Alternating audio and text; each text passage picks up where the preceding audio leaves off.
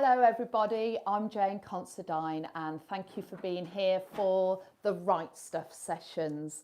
These are a collection of 10, they're in a sequence and they're all about teaching writing. Now, if you have just popped in tonight and it's your first time, then welcome. But the truth is, this is number 6 and I'm not going to send you away. You can stay now you found me, but actually I'd like you to go back and catch up with session 1 to 5 because they all interconnect, they are cumulative and build and they jigsaw together and build our thinking. Now, it's quite astounding, actually. There are a lot of us out there, you know, lonely is probably a bit of a harsh word, but we're a professional bunch who have actually given our whole lives to teaching and we don't really know what to do with ourselves. So we've found each other. And this is a professional space for the lockdown learners, the COVID clan to come together and care for each other. We need something to do, we need something to think about, and the business of writing is so complicated and there's so much to orchestrate all at once, especially for young kids, that we need to have an absolute sense of clarity and explicitness when we teach it. Now, you've heard me say a few times we want to teach English more like maths, and that's what we're finding out about all the time as we chat in these sessions. And the other thing to say is, for those of you who don't know me, who've just stumbled across me, I'm a teacher through and through. I still teach kids. A lot of my work is in a consultancy mode in primary school, but at the end of the day, I'm in the business of teaching and learning. And if you're here and you're not primary, but you care about the teaching of writing in your own subject, and you teach older kids, you are welcome, and we will professionally love you because, of course, the language of teaching and learning is universal. Thank you for all the tweets that we're getting over the weekend. Thank you for the drunken tweets. Thank you for the naughtiness. I don't know how naughty we're going to get. Oliver always counts on a lot of certificate 18 stuff. I think I've over-egged it. I just think I need you to be adults and grown up, and that's what we're going to talk about. If you're not a teacher and you're an accountant and you're here, you're welcome. I don't know what you're doing here, quite frankly, but now you're here, you might as well stay. This is a place for teachers. It is a sure thing kind of place where I can guarantee everything I talk about will be research informed. It's kind of a best bet place. Everything we know about the teaching of writing distilled together in these Right Stuff sessions. Now, we're feeling the squad goals, we're feeling the teacher sort of joining up, that's lovely. A couple of things just to point out. Everything I talk about is in the Right Stuff book, and if you've not got your hands on the Right Stuff book, this is kind of the go-to place where I explain in detail everything I'm talking about across these sessions. The other thing to say is if you've put an order in for any books or bits and bobs, it's got a bit crazy. It's got a bit crazy out there, and we're on kind of minimum staff too. So be gentle with us, be kind. We will honour all orders, but just bear with us, and we're doing the best we can. The other thing to say is, so things might take, we'll get them to you, they just might take a little bit longer. If you have fallen in love with the shadometer, for some reason, a lot of you have taken a little fancy to the shadometer, it's out of stock. But I can promise you now, anything that you want to get your mitts on it and it's sold out, we will honour the 25% off down the line. Just get in touch with us and we'll sort you out. Mr. C. Oh, who is Mr. C? Mr. C is the guy I married. He's my husband. He is managing the chat. He's a teacher. If you've got any kind of teacherly jargon, you can hit him up. He knows what you're talking about. He'll field questions to me. You know, if you want to talk directly to him or ask questions, there's stuff he can sort out, and there's stuff he'll fling over. Mr. C, is there anything you want to say at this little point? Nice and loud, please. Yeah, there's a lot of people on the chat already talking about the shadometer. Yes. The printers are on lockdown, but we are going to contact them tomorrow, see how quickly they can get some to us, see if somebody can go in and do them. It's just thousands of orders have really took us by surprise. So we are going to get them in, hopefully. With the honoured price, so don't worry about that. We'll honour the price. So what I'm going to do is I'll put the shadometer on the website at its discounted price. Yes. So it'll be at the discounted price, so you don't have to worry about codes or anything. I'll just put it on with the 25% off. Thank you, Mr. C. You're getting too techie for me. It was lovely, and that is enough. And the small white and rainbow symbol's the same. Yeah, we'll sort it out. We'll sort all of that out. Right, we got some winners before we start with the nitty gritty, and I just want to give Miss Minoli, I hope I said that right. She's a year 6 teacher. She set up on Google Drive a sharing space for writing rainbow examples. I am sending you, Miss Minoli, and I cannot say your name, a Write Stuff book. So get in touch with your address. And the other person I want to give a shout out to actually is a very naughty teacher who is sneaking off to this, when I say elaborate, it's absolutely stunning, Roald Dahl style writing shed with stained glass windows. I'm seriously jealous of it, but she actually lies to her family that she's going elsewhere to sneak into the shed, have a little drink and get involved in the teacher squad Write Stuff sessions. So I'm going to send you a Hooked On books. Not that I'm condoning lying or anything like that, but thank you for taking part. Right, folks, take a deep breath. This is a biggie. Now, I know the biggest thing we're worried about in primary schools at the moment is the quality of independent writing. And we are going to talk about that later in the week. In fact, we're going to talk about that in detail on Wednesday. Now, before we get to that, I want to explain this sort of building mode, how we, in a teaching sequence, build towards very high quality writing outcomes communally with the class and very high quality writing outcomes to the best of their attainment independently. And they are two very different beasts. We introduced the analogy of, you know, the Star Wars firefighter. It's not even called a firefighter, is it? Oh, Mr. C, what are they called? Which one?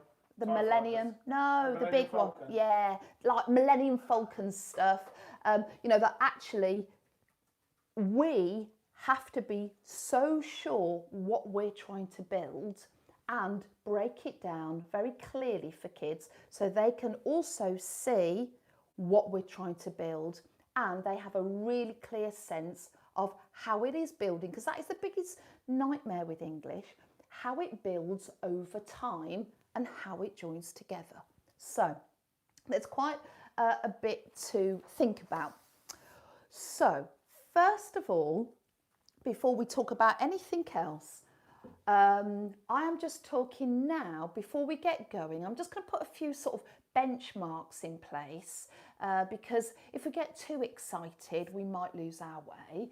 And where I want to start, first of all, is talking about the timetable.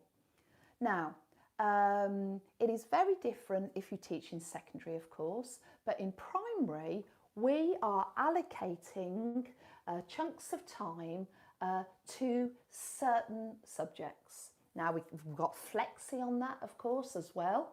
But what I'm just going to loosely and provisionally, and obviously nothing's set in stone, but just so that we've got some agreed sort of quantities of time to work with, I'm going to assume, just to make it easier to talk about it during this session, that you have allocated there or thereabouts every day in your timetable an hour or so to teach English. Yeah? Now I'm going to urge that the key drive of what you're teaching in English there is writing. So that model from year 1 to year 6, that your key drive is the teaching of writing. What you probably also need to ring fence in terms of time is about half an hour every day to teach reading. Now, of course, there's a beautiful interplay between these two, but actually if we make the key drive here writing, the teaching of reading daily, and this is over and beyond phonics, you know, that the sort of the core part of kind of reading for meaning. And then we probably also need 10 minutes of time, which I think we've become very good at in the last 2 years, if not longer, having a class reader, you know, developing the pleasure principle of reading. We're going to let language wash over you because we know about Marianne Wolf's words. You know, kids have to hear a word 15 times before they'll take a risk and use it themselves, and we've got to awash them in words, and that has got to be a beautifully positive experience for them. So I'm going to move forward now talking about a teaching sequence for writing, assuming broadly you have 5 or thereabouts hours a week to teach writing. Okay. Now, the other thing I want to talk about, which I talked about all the way back in session 1, but I'm bringing it back. It's like a rewind moment, and I'm now placing it within a unit of work. It was this other concept we had on the go, which is this. This sense that when we are moving in our classrooms and we're thinking about teaching writing, we broadly have 2 modes on the go. We're either doing what I call starry excitement teaching, you know, visits out, visitors in, they could be real, they can be imagined, you know, we're dressing up, dramas, that sort of thing. These sort of more kind of focusing on memorable moments, stimulus, engagement, I'm calling those experience sessions, yeah? But there is another mode when we're teaching writing, leaning on everything we know now about working memory and how much kids can take on at any one time. The other thing we're going to do is we're either going to have almost like an hour that is an experience session. Of course, it can be longer if we wanted it to, yeah? But there is another mode, so that's almost like mode 1. But there's another mode of teaching, which is what I'm calling the teaching of writing. But why I draw an S as a symbol there, that teaching and writing is driven through sentences, that we craft sentences and we construct sentences and we work in that mode. That is the commodity we're dealing in when we teach writing, because sentences are a chunk of sense, and that is where the pitch needs to be to have the biggest impact on learning. Okay. So, hold that thought. What that means is when you're thinking about building a unit of work, that sort of zoom, you know, pan pan wide, zoom out view of building a unit of work, please look at this amazingly drawn Blue Peter moment, pre-drawn Blue Peter moment. I'm just going to talk through what the hell this means. Okay, so we've got Monday, Tuesday, Wednesday, Thursday, Friday. These slots represent your hour English time, and as a teacher, you're going to slip between those two modes. You're either going to have an experience session dropped in a timely fashion just before you need it, or you're going to have a session that focuses on the teaching of sentences, but those sentences, if you can notice here, are attached to plot points. Now, tomorrow we're going to talk about non-fiction. Don't you worry. So don't jump the gun and ask questions about non-fiction. I know you're excited, and some of you are a couple of Prosecco's down. You just need to calm down. We're just talking about story tonight.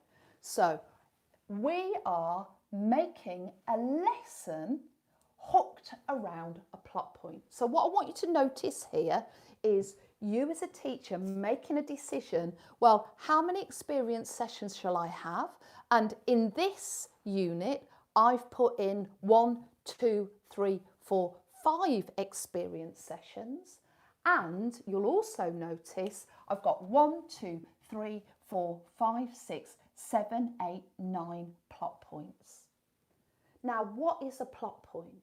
A plot point is a chunk, a small chunk from a story we are writing. You know, it's not necessarily the whole story, but it's the little kind of that capture, that bite-sized summary moment that we are on. And a bit of advice there, you know, when you're doing plot point chunking, you're going to take control of that, not the kids, because this part of the unit is where you are demonstrating and holding their writing hand and teaching them the skills of writing. Now, I want you also to notice here, there is a break.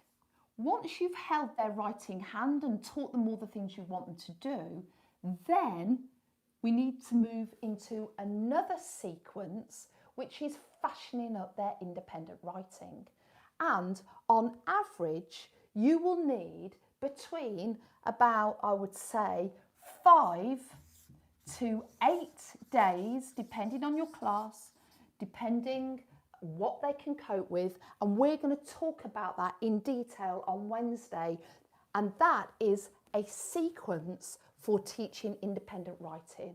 So they have absolute clarity of expectation, they are planning independently, and they are writing independently, and they are editing independently. And that can't be rushed, and we need to view that as a sequence over time as well. But we're going to talk about that part on Wednesday. Okay, so I'm back up here in this part where I've planned 5 experience sessions and 9 lessons that are focusing around a plot point on the craft and construction of sentences. Now, these 9 plot points, I'm just going to flip here and show you the sort of thing I mean. So, this is plot point 1, plot point 2, plot point 3, and plot point 4. What is worth saying here is when you're dealing with a really short story like a children's picture book, on average they have 28 high-res full colour illustrations. And if you stay absolutely rigid to the beautiful illustrations from a picture book, then that's 28 plot points, and it's almost too much. So across a gorgeous picture book, you have to choose a component part, or say, oh, I can live without that bit, or we could do that in storytell, and then this is the bit we're going to write. You've got to slim it back. Otherwise, there's too much. Even 9 plot points is a little bit too much. When you take on a film, you want to really be working with short films, but you certainly aren't going to plot point back a 2.5 hour animation like Tangled. There's too much going on. But you can splice out an event in Tangled and say, right, we're going to take these 5 plot points. They can watch the first 1.5 hours, and then we're going to retell it in writing, and we can take 5 screen grabs from the film. Something like The Lion, the Witch and the Wardrobe, you are not, as a teacher, doing a rewrite of the whole novel. So it might be in reading teaching, you read up to chapter 7 in reading teaching, and then say, we're going to write chapter 8. The minute you become the writers, then actually what you need to do is draw down, and that can be as keywords or pictures, chapter 8 into, let's say, 8 plot points. The reason why I say 9 plot points is because actually you don't want any more than that. So something like Lion, the Witch and the Wardrobe, if you just look here, I know I've put a little scribble on here by the sort of thing I mean. Lion, the Witch and the Wardrobe, I've just drawn this on here. Oh, it's terribly slick up here, I tell you. You know, if Mrs. C can find the page she's on. Oh, that's it. Look, who is the central character? Well, the reality is it's Lucy. But once we say we're going to do chapter 8, that person there becomes Edmund. And then we draw out, and I don't necessarily mean draw, it can be keywords, it can be draw. Edmund finds the wardrobe, plot point 1. He walks inside and on the other side finds Narnia, and then he meets the Snow Queen. And we take Edmund and we push him through his plot points, charting out highs and lows. Well, he's delighted, not many people would be, but he's delighted he's met the Snow Queen. So even when you're dealing with a novel, we've got to be able to, for children, have to be able to see, and this is really important, before their writing teaching starts, they have to see the map they're going to follow. They've got to see how long it's going to last. And actually, we want to hold them in writing moments. So actually, a lesson will be built around a plot point. In fact, what I do is turn these into question marks, and we can reveal the backbone or the spine of the story as we get to it. Because I don't want kids writing on and plot pushing. I want to hold them in writing moments. So when a kid says to me, Miss, I've finished, Miss, I've finished, Miss. Oh, that's lovely. Miss, I know this story. I know you do, Ella. Miss, can I write on? No, we're all going to stay together. I'm going to give you some writing challenges. You can write more about this moment so that we can stay together as a class. So I might have some kids who've written 3 sentences, and I might have some kids who've written 17 sentences, but we're all staying together as a class for strong, dynamic, whole class teaching. That is really crucial. Okay, Mr. C, any questions? Yes, a couple of really good ones. But first of all, it's number 6, not number 5 in the top left-hand corner. Oh, yeah. Yeah. Right, Good okay. spell. I've got a couple of questions. Just answered one about, Yeah. so like, I can't remember exactly, I can't find exactly, but basically the crux of it was, if it's an unknown text, children write in different outcomes, but I think you just answered it when you said about not moving along on the text points. That is really important. If you if you are crafting something of your own imagination as a teacher and you're designing the plot points, great. Can I read the question out to you? Actually? Yeah, do it. So it's from Rebecca Jervis. It says, how would the plot point be done if it wasn't already a known text and the children would all have different ideas?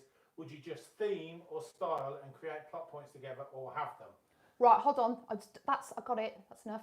Basically, when you're in, you've got to separate out them independently planning their own plot points. And that is a different beast. We're going to talk about that on Wednesday. When you want them to be creative, you want them to come up with their own ideas, their own plot points, using their imagination.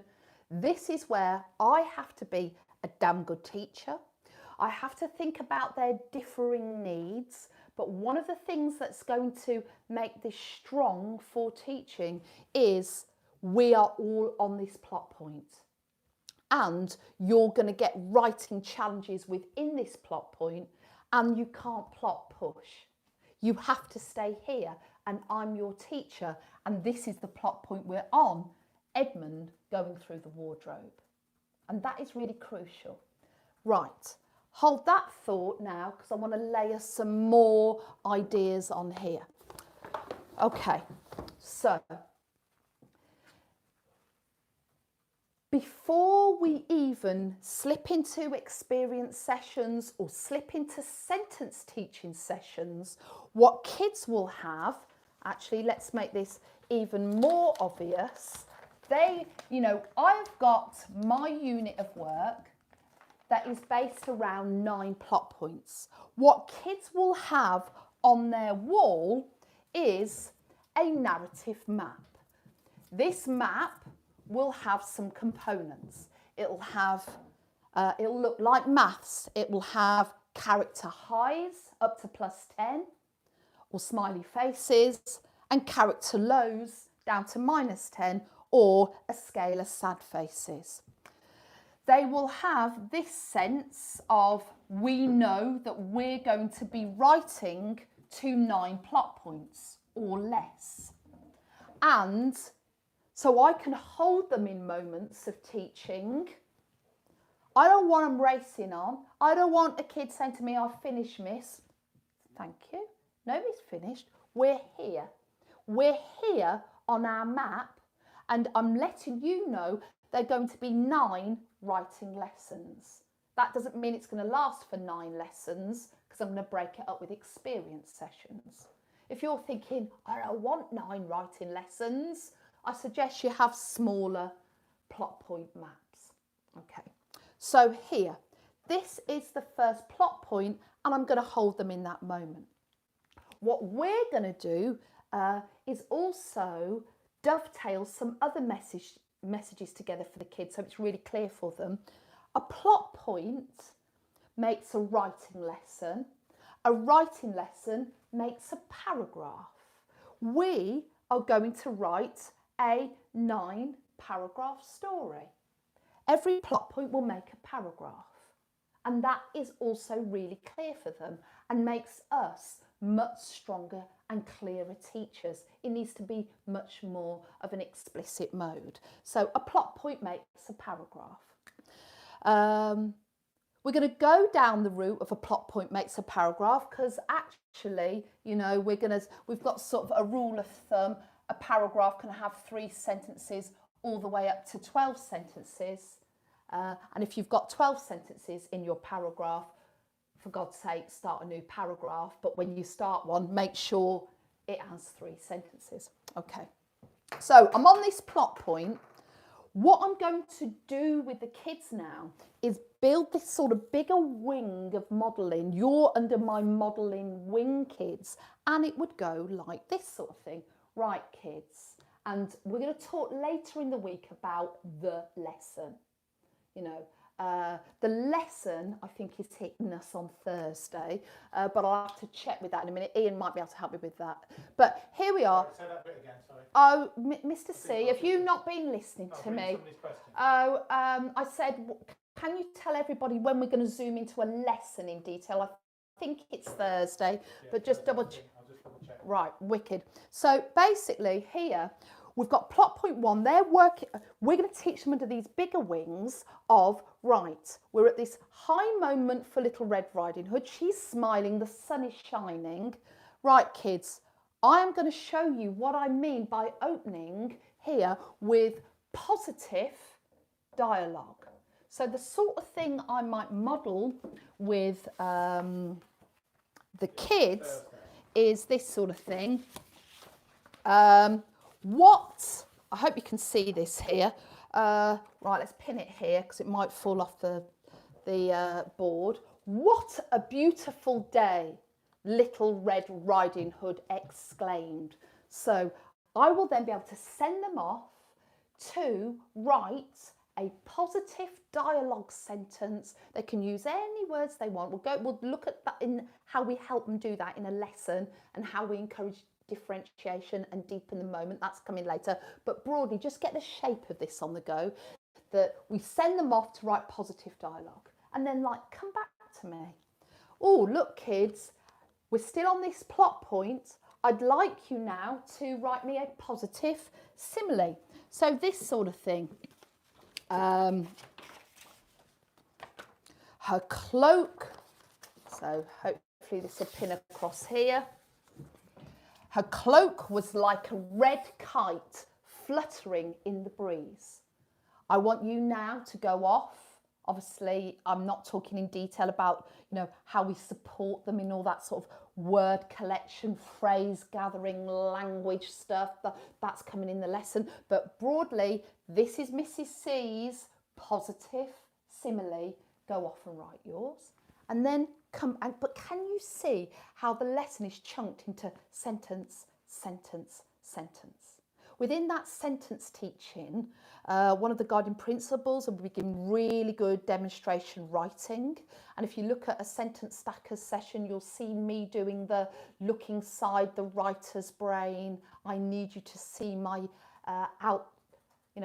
out loud thought process. You're getting a window to my mind, that sort of stuff. And then here, finally, I want to show you a complex construction. Skipping with excitement, Little Red Riding Hood wondered if Grandma would like her fresh baked cakes. Now, these sentence strips, you get 100 for £5 off YPO. Now, I don't know if you know about Yorkshire Purchasing Organisation. I don't work for them yet, but they're based up north, and they've got really good prices for educational bits and bobs. But you can get them from anywhere, and they're not that expensive. And I know they'll last you a whole year, 100 will, and you can get laminated ones that are more expensive, and they'll last you till you die. So the choice is yours. But it's a bit grim, wasn't it? I didn't mean to get that dark, that low, that -10 on the narrative map there. But what I'm trying to show you there is, as a teacher now, working with plot points, what kids are starting to feel from us as a structure that is always going to be happening. Every time we teach story, whether it is a short film that is stimulating us, whether it is a novel, whether it is a picture book, before you start, the most important thing you have to do as a teacher is consider, have you gone into the right profession? And if the answer is yes, great. And then once you're there, the next thing you have to do is try and enjoy it, tick, work-life balance, all of that. And then the next thing you have to do is, once you've got a story, is chop it into kids so you can hold them in writing moments. And once your plot point is where you're going to fix the writing, that's when, as a teacher, you are dancing the writing rainbow, and your modelling then is under the big wings of, I am modelling from the ideas of writing You don't need one of each, do what you want, but there's a nice flavour over time. I'm modelling the ideas of writing, off you go, write me a dialogue sentence. I am modelling the techniques of writing, off you go, write me a simile. I am modelling a complex sentence, off you go, give me one of those. And what that also means is for, I suppose, what's the way of saying this? Least stress of the road travelled. That was really rubbish combination of car crashing two things together. Oh dear. Yeah, it wasn't even that funny. Is essentially you can, as a teacher, don't have to write this model in a wanna on a Sunday, really stressed on your kitchen table. You, as long as you've got your bigger map of plot points and probably more assessment for learning and responsive, you actually want to write your mini model for a plot point the night before. So that, you know, you can then respond to actually similes coming back later on for a negative reason. We have got. Go on then. We've got absolutely loads on the website as well that people can just download. Yeah. And get started on. Yeah, we have got free They've unit plans. Collaboratively by teachers. Yeah. So instead of people trying to go off and plan from this session, go to the website, download, go to year group, download, and and nick those ones off of there. They're free. There's no point in reinventing the wheel because they've all been written by groups of teachers. So there'll be 6 or 7 year 2 teachers that sit together with Jane and write the plans out. So that's the best way to start off. Right. There's enough there for a whole year for everybody. Yeah. Right. So how I want you to think about it is more mathematically, more like Lego, yeah? And it means that I am coming into the classroom when I'm on a writing plot point lesson. I know the plot point lens and I know which zones of writing I'm working with. And then tomorrow, let's say, I'm on this next plot point of, yeah, in a minute, the wolf skipping through the forest. Oh, that's a low moment for Little Red Riding Hood, plot point 2. I'm going to teach them negative sounds. Negative pathetic fallacy. I'm going to put something in nature that's going to emphasise and mirror her sense of fear there, and I'm going to ask a rhetorical question that heightens the negativity. And that model I can prepare here the night before and break it up sentence by sentence so they're not overloaded. Plot point 3, you know, when I get to it, I can say, well, when I'm on plot point 3, it's kind of very positive again. I can do repetition for effect, positive smells, and modal verbs. That's the symbol of basics. That's when I feel like they've done it before and it can come back again. And plot point 4, when she sees Grandma's cottage in the dwelling, that's another high moment. I'm going to do a positive adverbial phrase. I'm going to do some positive sights about how lovely Grandma's cottage looks and how she feels, thank goodness she's arrived.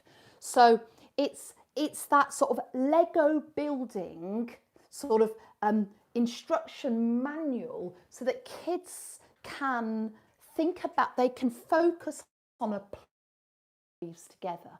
Mr. C, yes. Right, okay, so I've got quite a tricky question. Go on then. So don't go around at me. Right, please could you answer, how do you go about teaching chunks if you operate continuous provision within the class and therefore not all be accessing English together? Now I've answered that because I know what your answer will be, which means that you can't, you have to teach English together, do you? Well, no. It's a year 1 and 2 class. We have a course called Fantastic Foundations, which is for reception and year 1 teachers. And we talk all the time there about all the different, how principals can work with groups and in continuous provision modes. So I'm not going to get into that now. We've got lots of examples and lots of experts in foundation stage. Leanne's going to be doing a 3 session in a few weeks. Yeah, great. So now, what I want to talk about really crucially is, in a way, I think you'll sort of get that bit. It's very mathematical, it's working in chunks, and it's now closing together plot points and strong sentence structure teaching. One of the national weaknesses in writing is cohesion. And that also needs an absolute sense of clarity in how we help kids be good at it. One of the biggest problems with cohesion, in my opinion, is we have over-defined it through the lens of words. Now, I'm not saying words aren't important. You and me are all worried about vocabulary and language and words. But when it comes to the teaching of writing, we've got to keep coming back to logic and chunks of sense. And kind of what we've done with cohesion is this. Look, if you're not very good at cohesion, kids, let me have a bit of paper to do this bit so you know what I'm rambling on about. If you're not very good at cohesion, kids, you need words. The sort of words you need are, well, the first thing we say to them is you need time adverbs. First, next, later, after, finally. So time adverbs is almost where we start with kids. You know, first, next, later, after, finally. And what kids hear from us loud and clear, if you've got these words, kids, you are going to be amazing at recount. You are going to be amazing at story. First, next, later, after, finally. And do you know what? Yeah, they are really helpful in those first early understandings of how to join things together. They are one of the strategies. The second thing we say to kids is, and we take that on as they move through school, you also need time adverbial phrases. So things like in the morning, at dusk, and they are also helpful, those little time chunks moving it on. The other thing we say to kids, you need conjunctions. You need coordinating conjunctions like and, but, so, yet, and you also need, kids, subordinating conjunctions like when, if, that, because, since, although. And all of that is defined through the lens of words. And the problem with that is, I mean, it's not a problem to a degree, but the problem with it, if it doesn't sort of go any further, is actually we have to deal in meaning. Writing is about being a meaning maker. So actually, we've just got to do, it's only, let me tell you, it's such a subtle shift. We've got to start talking, rather than about cohesive words you need and phrases, all we've got to do is subtly change it to actually what you need, kids, is cohesive sentences. And that, my friends, is a game changer. Now, once you define cohesion as a sentence, suddenly we're in chunks of sense. Suddenly it's a lot more logical. And what I love to talk to kids about, and this is sort of evolved from my frontline teaching, to get kids to understand the purpose of cohesion, it's like, well, what is the point of cohesion? Well, the point of cohesion is to ensure your reader doesn't get lost. These are little footprints here. The point of cohesion is to step your reader through this piece of writing. The point of cohesion is to ensure they are navigated through a piece. They are stepped very clearly through this piece. Once you start calling them cohesive sentences, do you know what is fascinating? There will be tons that have time adverbs, time adverbial phrases. There'll be tons that have conjunctions in, coordinating ones and subordinating ones. But once you say, write me a damn good cohesive sentence that is joining that up because I've just got lost there, what you'll also be able to show kids, there are a lot of really good cohesive sentences that don't have any of those words. So how do we help kids be good at this? This is also why plot point mapping is so critical, because, have a look here, I want you to notice these footprint symbols here in between the plot points, because now I'm going to start teaching kids in a very concrete way a damn good step sentence, and when we build that step sentence, we're going to make a decision once we've built it. Are we going to let it live in paragraph 1, or does it open up paragraph 2?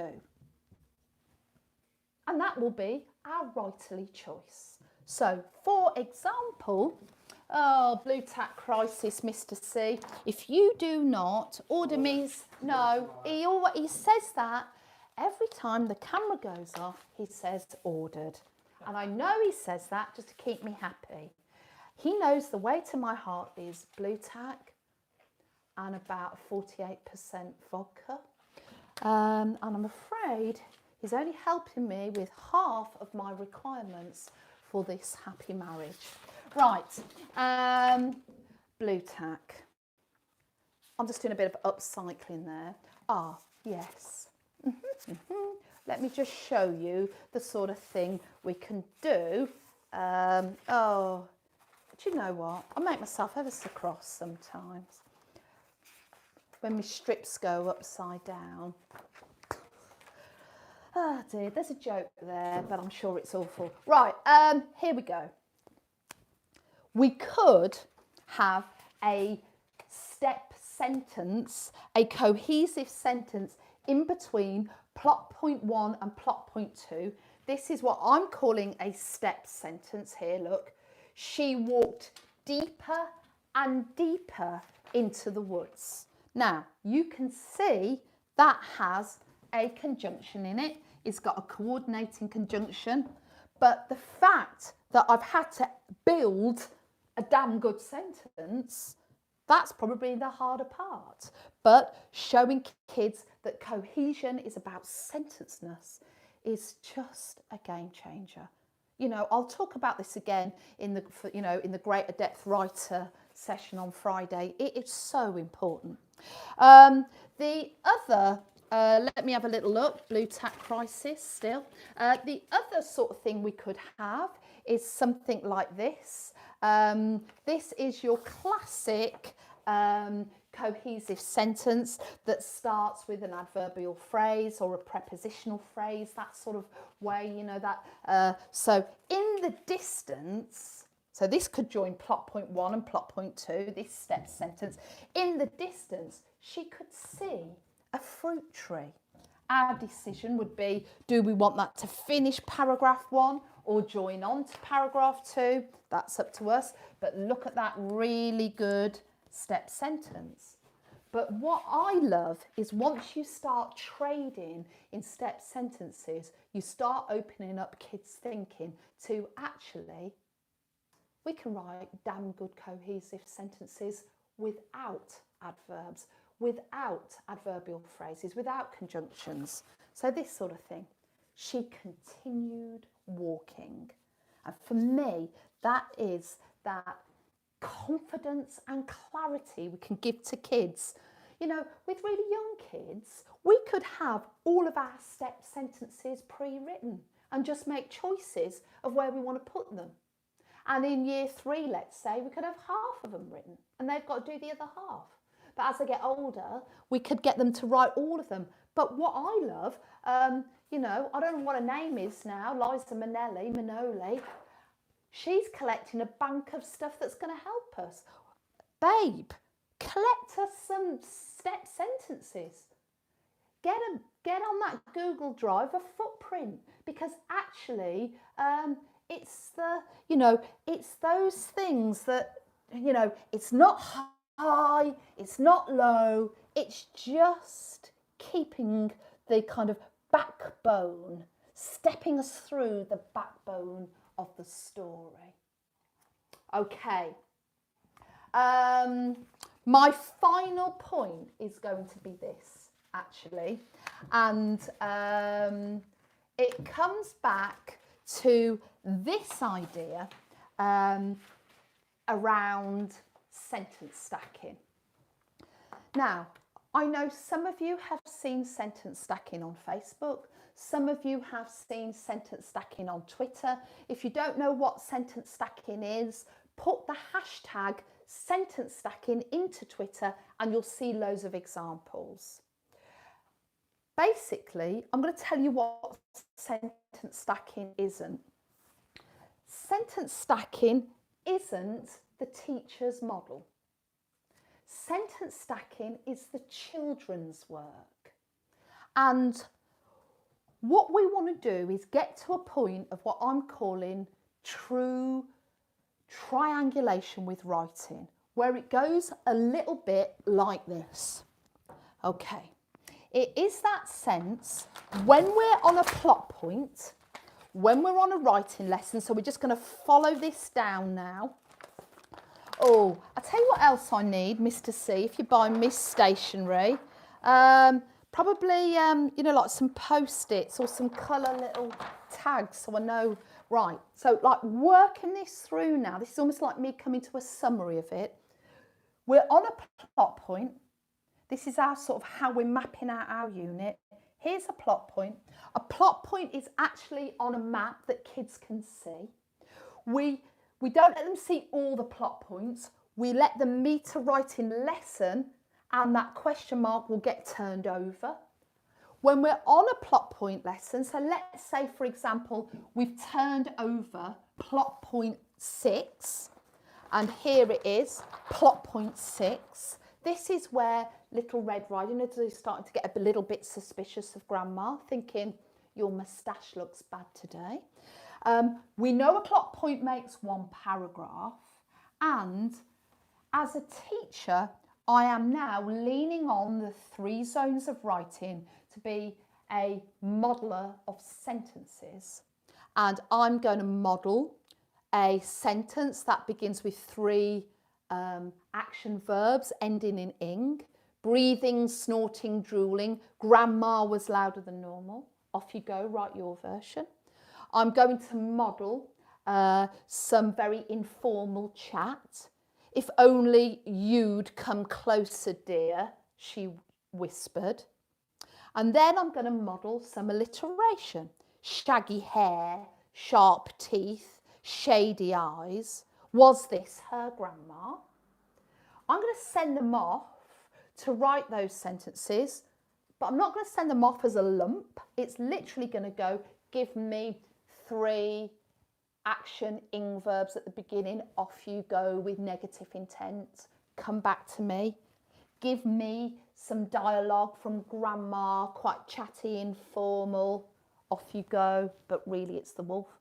Come back to me. And then under the wing of alliteration, this is Mrs. C's model, you go and write your negative alliterative sentence. When I say true triangulation, what you're then going to do is basically, when that lesson is over, before tomorrow's lesson, so this could be at break, could be at lunch, it could be end of the school day. It's not intended to be too onerous, genuinely. we look at their books and I would advise going through the register for fairness.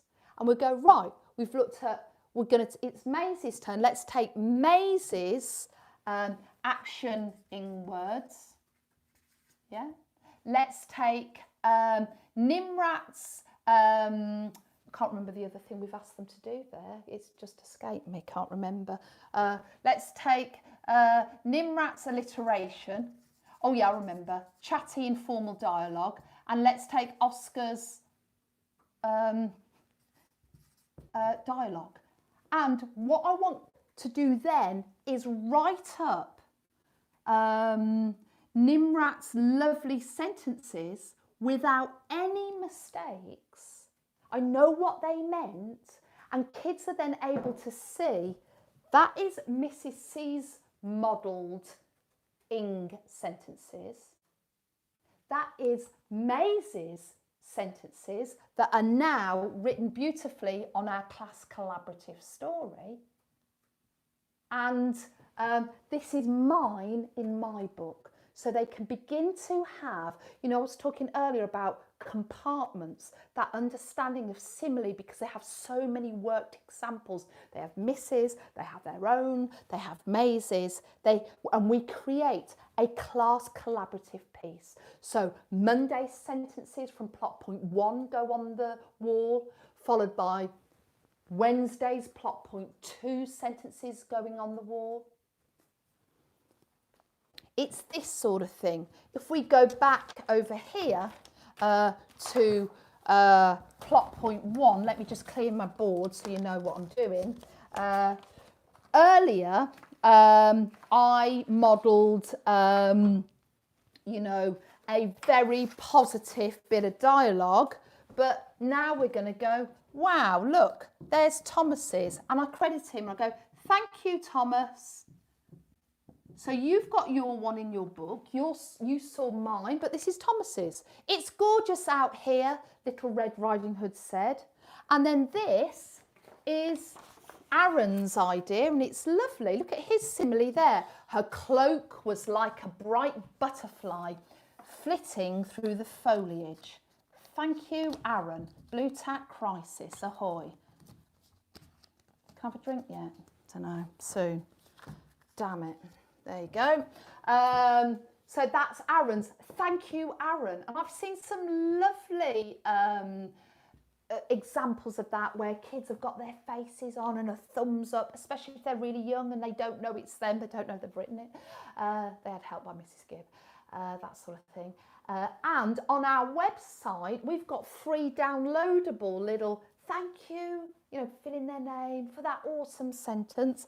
And then finally here, well done, Baljeet. Look, we've got this sentence here, bouncing with enthusiasm, Little Red Riding Hood hoped Grandma would love her homemade snacks.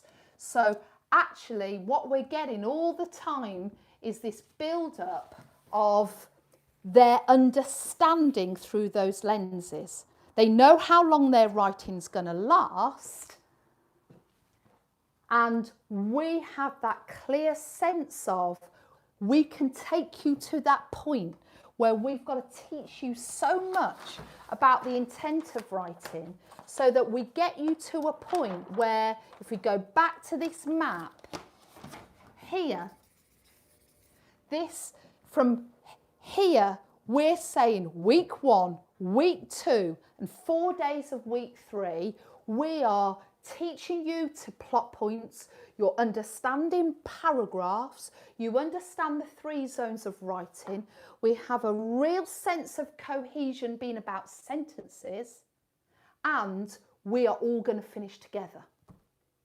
Then, once I've taught you all of that, I can then move you into a mode of taking those principles of mapping, plot pointing, high and lowing to begin you by yourself, but now we've got some really strong structures to prop you up to plan your own independent writing. I'm going to talk about that in detail on Wednesday.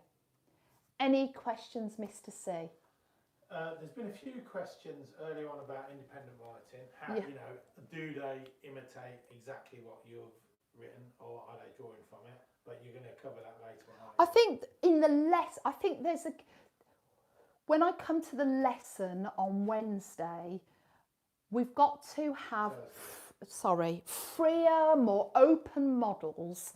You've got to be more like, you're under the wing of simile. Never leave phones on, Mr. C. You know that's really naughty. You're under the big wing of simile. You're under the big wing of complex sentences. But we've also got to help them. The last thing we want is that sort of just replace that one word. I've got kite. You can have butterfly. We don't want narrow modelling.